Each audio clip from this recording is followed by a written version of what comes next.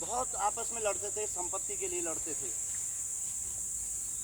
उन्हें केवल संपत्ति दिखाई देती थी, बाप का जो है बंटवारा दिखाई देता था और कुछ नहीं दिखाई देता था। एक दिन पिता बोला, चलो आज खेत पे चलो और मैं तुम्हें एक बहुत बड़ी जो है वो देना चाहता हूँ, धन संपत्ति देना चाहता हूँ, वहाँ खजाना देना चाहता हूँ। दोनों चले गए। पिता ने सामने लिया, बोले भाई मुझे क्यों लिया ये दोनों बेटे, बताओ संपत्ति कहाँ पर है। तो बोले मैं अभी दूंगा, खजाना आपको दूंगा।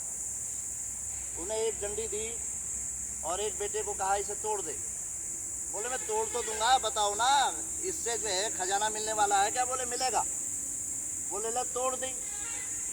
तोड़ने के बाद उसने दूसरी लकड़ी दूसरे को कही, उसने कहा किलो ये भी तोड़ दी बड़े आसानी से, बताओ खजाना कहाँ है।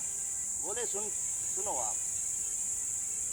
उसने 4-5 लकड़ियों को मिलाया और उन्हें कहा पहले बेटे से, चलो भाई इसे तोड़ो।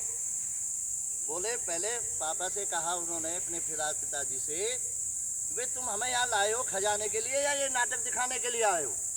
बोले नहीं, खजाना भी मिलेगा।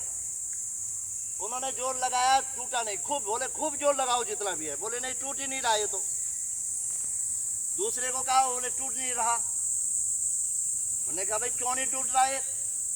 बोले सीधी सीधी बात है, पहली वो एक लकड़ी थी हमने तोड़ दी और ये सारी हैं, ये सारी कैसे टूट जाएंगी। तुम भी ऐसी बात करते हो, खजाना कहाँ है, खजाना दो।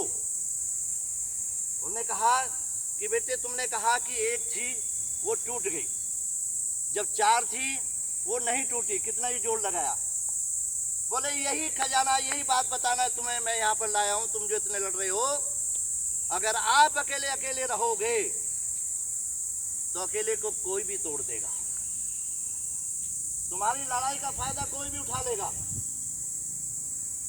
और अगर आप संगठित होकर के रहते हो, आप मिलकर के रहते हो, भाई भाई का आपस में परिवार में जितने भी सदस्य हैं, अगर वो प्रेम से रहते हैं, मिलकर के रहते हैं, तो इतनी बड़ी शक्ति होती है कि कोई भी तीसरा व्यक्ति, कोई बाहर का व्यक्ति उनका गलत फायदा नहीं उठा सकता, उसमें उनको जो है तोड़ नहीं सकता।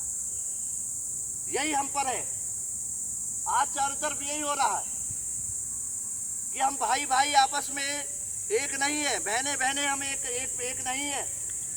और ये सब चीज पर लागू होती है, परिवार पर लागू होती है, संस्था पर लागू होती है, या कोई भी कंपनी है उस पर लागू होती है।